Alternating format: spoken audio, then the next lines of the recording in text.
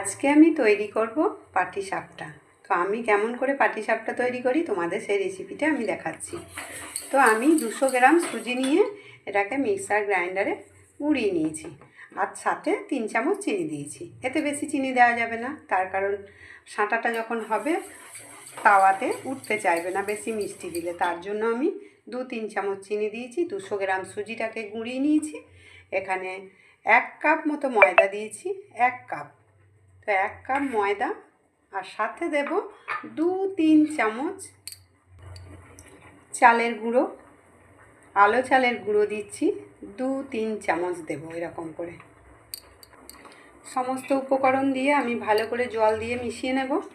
তো জল দিয়ে মিশিয়ে নেওয়ার পর ব্যাটারটা একটু ভিজিয়ে রাখবো।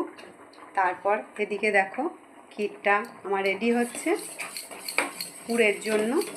তো চলো, এদিকে আমার ব্যাটারটা রেডি হয়ে গেছে, আর এদিকে আমি ক্ষীরটাও রেডি করে ফেলেছি। এদিকে বেগুনে গোটা একটু তেল লাগিয়ে তাওয়াতে দিয়েছি একবার। এই যে হচ্ছে ঠিক এরকম করে হবে, যে একটু তাওয়াটা হয়ে যাবে এরকম উঠে যাবে, তারপর আমি একটু ক্ষীর এইভাবে সাজিয়ে দিয়ে এটাকে গুটিয়ে গুটিয়ে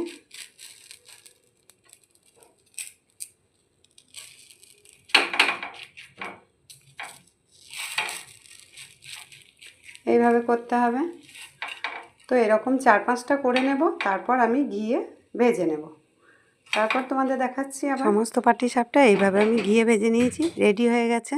আমার ভিডিওটা ভালো লাগলে ইউটিউব থেকে সাবস্ক্রাইব, ফেসবুক থেকে ফলো করে দিও। টাটা।